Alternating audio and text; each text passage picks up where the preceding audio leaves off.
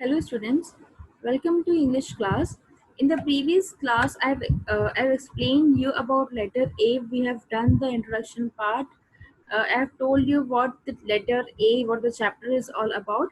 And in the introduction, we had studied about two famous persons, that is Sudha Chandran and Helen Keller. And we have also gone through Christy Brown's short introduction. Okay, so now today in this class we will start reading about everything about Christy Brown. Okay, so now we'll just start the chapter from now. I was born. I here is Christy Brown. Why I is used here? Because this chapter, the letter A, it's a short extract from his novel.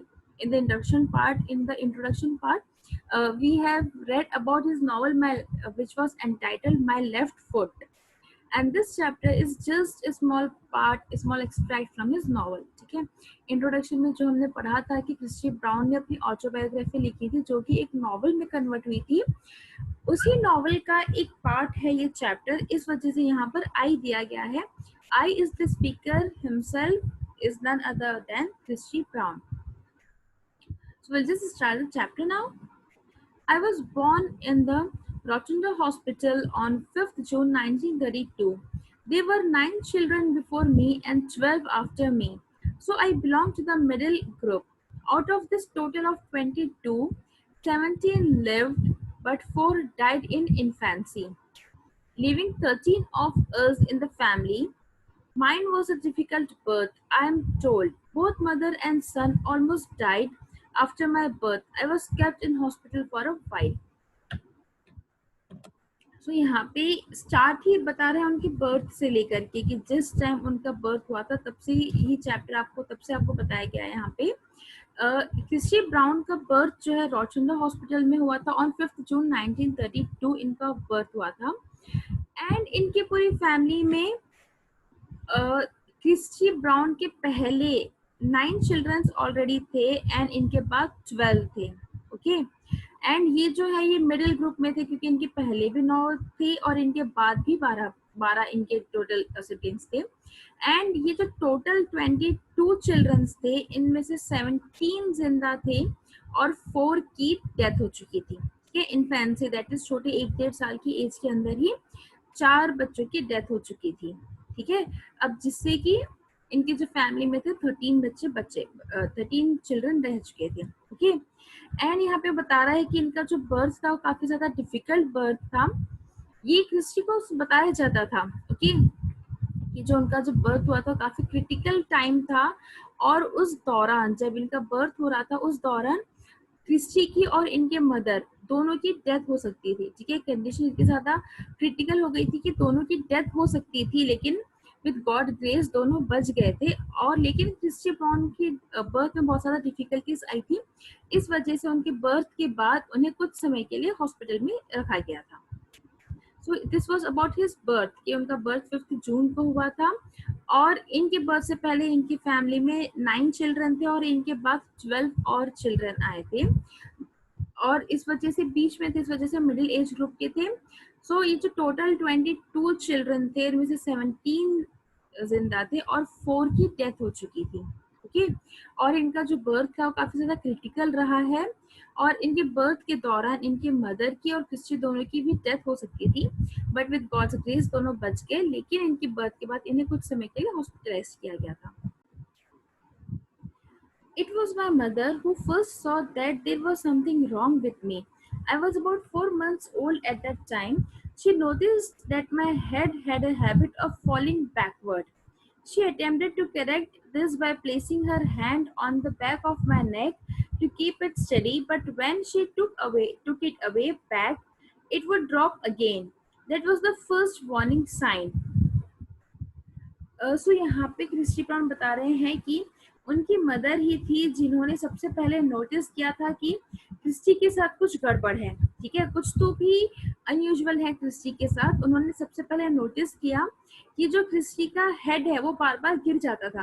That is जो छोटे बच्चे होते हैं 4 months का baby जैसा होता है कि उसका जो नेक है वो स्टेबल हो जाता है और जब हम गोद में उठाते हैं तो अपना हेड जो स्टेबल रख सकता है।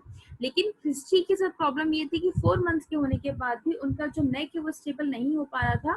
वो बार बार उनका जो हेड है वो फॉल डाउन हो जाता और उसे सपोर्ट देने के लिए हर बार जो उनकी मदर को अपना हाथ से उनके सिर पे सपोर्ट करना पड़ रहा था। ठीक है, ये तब की बात है जबकि वो 4 मंथ्स के थे और ये पहला साइन था, एक warning sign, first warning sign रहा था। ठीक है, जो कि सबसे पहले क्रिस्टी की मदर ने नोटिस किया था।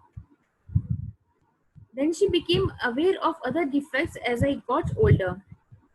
She saw that my hands were clenched nearly to all of the time and were inclined to twine behind my back. My jaws would either lock together tightly so that it was impossible for me to open them, or they would suddenly become limp and fall loose, dragging my whole mouth one side. सो ये सबसे पहला sign था जो कि उनका head stable नहीं था। इसके अलावा धीरे धीरे जैसे वो बड़े होते गए वैसे वैसे उनकी मदर ने और क्या क्या नोटिस किया, विल जस्ट फाइंड आउट। ठीक है, अब जो है धीरे धीरे जैसे वो बड़े हो रहे थे उनकी मदर को क्रिस्टी के बारे में और ज़्यादा डिफेक्ट्स के बारे में पता चल रहा था। उन्होंने नोटिस किया कि जो उनके हैंड्स थे वो क्लेंच होते, दैट इज पूरे से मुट्ठी बन के पूरे से राउंड होकर रहते थे उनके हैंड्स। और ऑलमोस्ट ऑलमोस्ट सारा समय उनके हैंड्स जैसे मुट्ठी बंद होकर से राउंड राउंड हुए रहते थे, पूरे स्ट्रेट हाथ नहीं होते थे। ठीक है, and were inclined to twin behind my back, that is उनके जो हैंड्स थे वो हमेशा मुड़े हुए और उनके पीछे, उनकी पीठ के पीछे, उनके जैसे कि हम हाथ जो हमारे साइड में या सामने रखते हैं, इनके जो हाथ थे ऐसे ट्विस्ट होकर उनकी पीठ के पीछे उनके बैक साइड में उनके हैंड्स हुआ करते थे।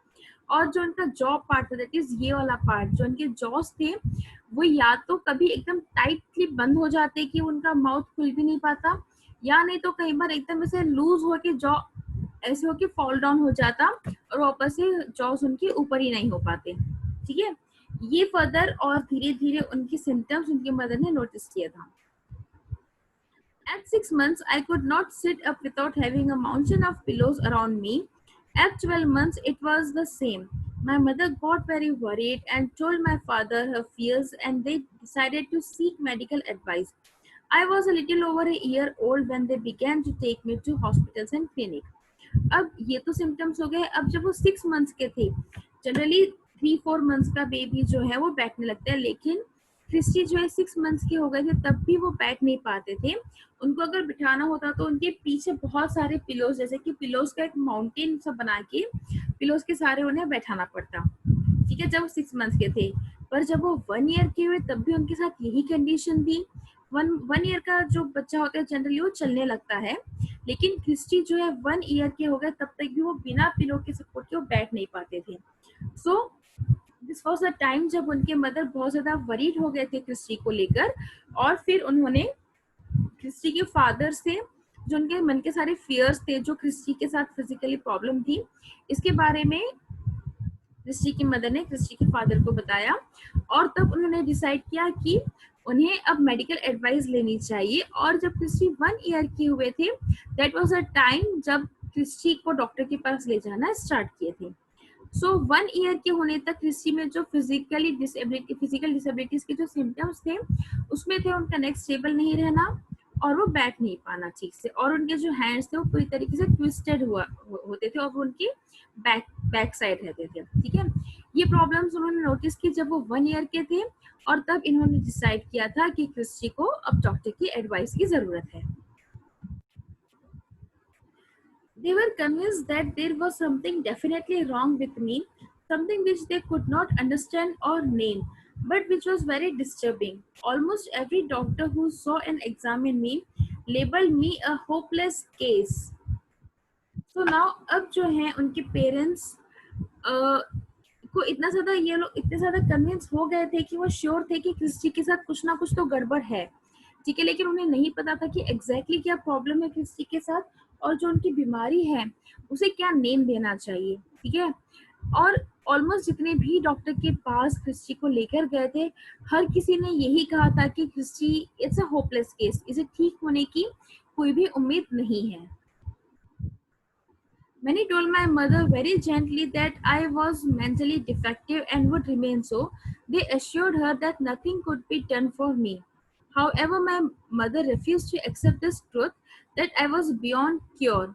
She could not and would not believe that I was an imbecile as a doctor told her. She now अब जो है बहुत सारे लोग थे जो क्रिस्टी की मदद से कहते थे कि क्रिस्टी जो है वो मेंटली डिसेबल्ड है, कि वो पागल भी है, ओके। एंड किसी ने कहा था कि डिफेक्टिव और ये हमेशा ऐसे ही रहेगा, और बहुत लोगों ने ये भी मदर को श्योरिटी दिलाई थी कि क्रिस्टी के साथ कुछ नहीं हो सकता है, वो हमेशा ऐसे ही रहने वाला है। लेकिन क्रिस्टी की मदर ने कभी भी किसी की बातों पर बिलीव नहीं किया, वो हमेशा इस चीज को एक्सेप्ट करने से मना करती रही, ठीक है। वो बिल्कुल भी एक्सेप्ट नहीं कर पा रही थी, नहीं करना चाह रही थी कि क्रिस्टी लाइफ लॉन्ग ऐसे ही रहेगा। She could not and would not believe that I was an imbecile. इम्बेसाइल मतलब जनरली वो होता है जो कहते हैं ना कि मन बुद्धि का है, जिसका ब्रेन डेवलप नहीं है, ठीक है। तो बहुत लोग ये कहते थे कि ये पागल है, इसका ब्रेन पूरी तरीके से डेवलप नहीं हुआ है, मन बुद्धि का है। लेकिन क्रिस्टी की मदर कभी भी इस बात को एक्सेप्ट नहीं करना चाह रही थी, ठीक है। वो नहीं कर पा रही थी कि उनका बेटा सच में ऐसा है। इवन डॉक्टर्स का भी यही कहना था कि क्रिस्टी मेंटली भी, फिजिकली के साथ साथ वो मेंटली भी डिसेबल है।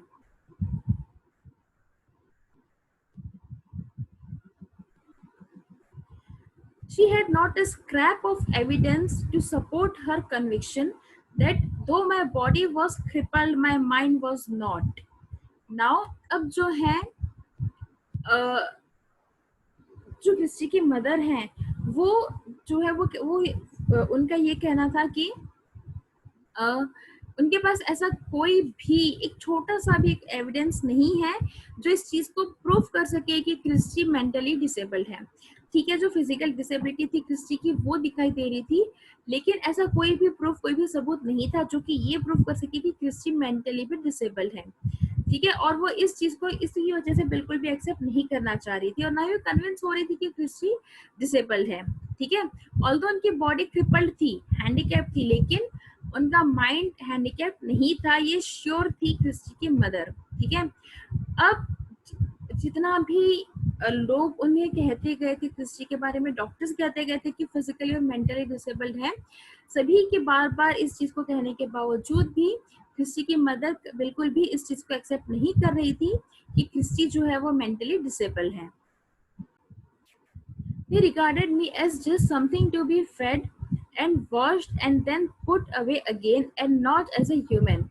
अब जो भी लोग थे, जो भी इनसे रिलेटेड लोग थे, इनके रिलेटिव्स थे, फ्रेंड्स थे, फैमिली मेंबर्स थे, इवन जो डॉक्टर्स थे, वो सब लोग क्रिस्टी को इसी तरीके से देख रहे थे कि ये जैसे कि होता है ना कि हमारे पास स्टैचूज होते हैं, डॉल्स होते हैं, कि जो छोटे छोटी गर्ल्स होती है अपनी डॉल्स के साथ कैसे खेलती कि डॉल ले रही है, उसको उसे रेडी करती, उसे उसके कपड़े चेंज करके उसे तैयार करती और फिर रख देती है ना।